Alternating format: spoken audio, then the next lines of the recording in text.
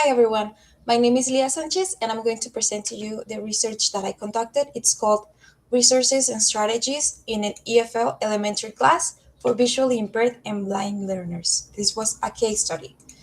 Okay, let's start with introduction. I laid the background that the teaching English as a foreign language relies plenty on visual aids such as charts, flashcards, videos, and this isn't inherently bad. This is actually encouraged during the LIDILE curriculum because it has been proven that it enhances students' learning processes indiscriminately of age and language proficiency.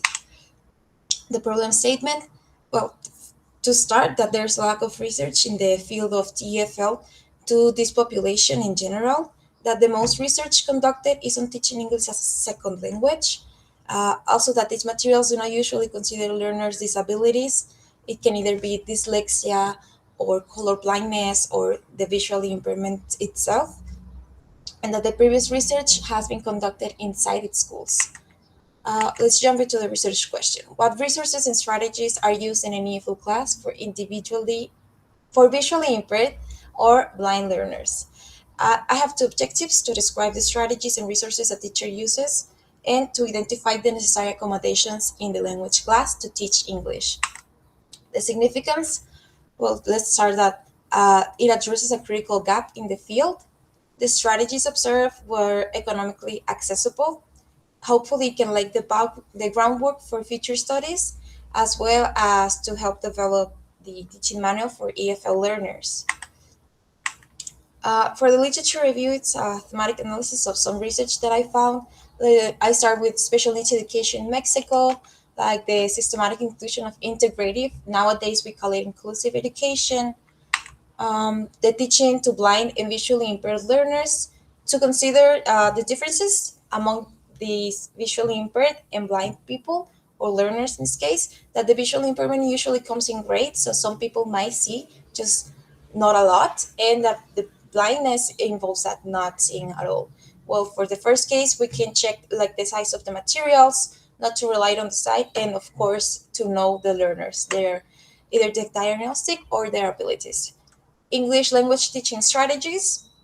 I have mentioned about color coding texts, flashcards, videos for not only listening but also analyzing body language, describing characteristics, of course, interaction and role plays that they are very commonly. Strategies for teaching to this population: to take advantage of the good memory and hearing that they tend to have, to go beyond the language proficiency, to also consider the pedagogical and didactic knowledge, to use realia to visit different places whenever possible, and braille devices if it's available for us. I have some similar studies, as I say, they were conducted either inside the schools or for English as a second language. For the methodology, I conducted observations. It's a case study, a qualitative, of course. And I only have one participant, which is one the EFL teacher who's currently working at a school for children with visual disabilities. This means all of the population has a visual disability. The settings, it was a elementary school located here in Zona Metropolitana de Guadalajara. I had access to it thanks to a relative facilitating the contact with me and the institution. The English class is 2 hours per week per group. There are only two groups, like elementary, the younger, and then the older. Well, the instrument, I had an observation grid and also short interview with the teacher. This was the observation grid, which I didn't use. I opted for instead writing everything that I could notice the teacher was doing, instructing, or handling material for. What type of it? Well, I collected my data from 4 sessions, two were at the beginning of the school year and two in the middle. This because they allowed the guardians to have some time in order to collect the materials that the teacher requires. I use my Atlas TI for creating my codes. I put all of my notes here and then I started coding like the ones that were repeating or were similar to each other. I came up with these main categories: translation or use of L1, in which the teacher directly says the word in Spanish or the instruction in Spanish. It happened more with instructions. Audio-based materials, they use like different songs that included the vocabulary that the teacher was trying to use. Verbal explanation and repetition. As I said, the teacher either first tried in in English, and then if the student continue with the question, then they start to translating. Repetition, like trying to recall from the students what they already have have seen.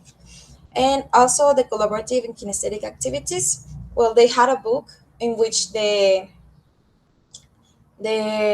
perimeter of the figures were uh, over with hot glue gun.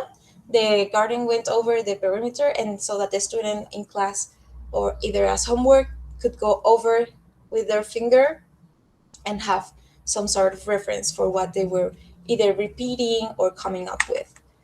And well, these are some things that I was not expecting, which is the focus on spelling, and I can see why I overlooked that, because I was saying like, okay, so if it's so different and braille system is different, why focus on that? But it's very important to let people know their names, and having Mexican names, they tend to have different ways of spelling. So it's very good that they focus on spelling.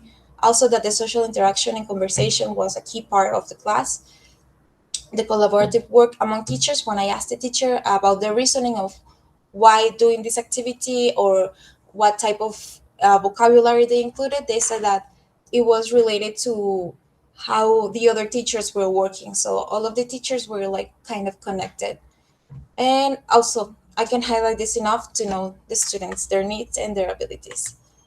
Limitations, well, so there's no syllabus or curriculum imposed, so the teacher have full creativity, full freedom of choosing. The observations, the school of the year didn't happen, and that the students' perceptions were not considered as well. Okay, so just to conclude, this is a rising topic of interest, and I hope it continues to be like that. And hopefully, you can hear from me about this topic soon. And well, some serves that I used to have, and this is it. Thank you very much.